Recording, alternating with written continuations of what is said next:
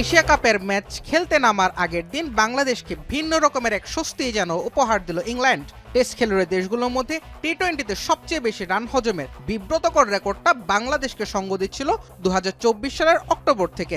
11 মাস পর সেই লজ্জা থেকে মুক্তি পেয়েছে থ্রি লায়ন্সদের কল্যাণে। দক্ষিণ আফ্রিকার বিরুদ্ধে সিরিজের দ্বিতীয় টি-20তে ইংল্যান্ড স্কোরবোর্ডে তুলেছে 304 রান।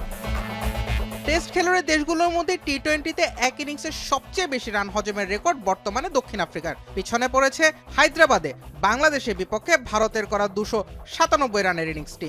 এই তালিকার 3-এও আছে ভারত এবং দক্ষিণ আফ্রিকার নাম। 2024 নভেম্বরে প্রোটিয়াদের বিপক্ষে 283 রান তুলেছিল ভারত। বাউন্ডারির মানদণ্ডেও বাংলাদেশের জন্য স্বস্তি এনে দিয়েছে ইংল্যান্ড। হায়দ্রাবাদে বাংলাদেশ হজম করেছিল মোট 47 বাউন্ডারি। দক্ষিণ আফ্রিকার বিপক্ষে ইংলিশ ব্যাটারদের আছে 48 বাউন্ডারি। পুরো ইনিংসে 30টি 4 এসেছে, সেটা অবশ্য যৌথভাবে বিশ্ব রেকর্ড গড়েছে। 2007 সালে কেনিয়ার বিপক্ষে শ্রীলঙ্কা এবং 2024 সালে গাম্বিয়ার বিপক্ষে জিম্বাবুয়ের ইনিংসে ছিল সমান 30টি 4-এর মান।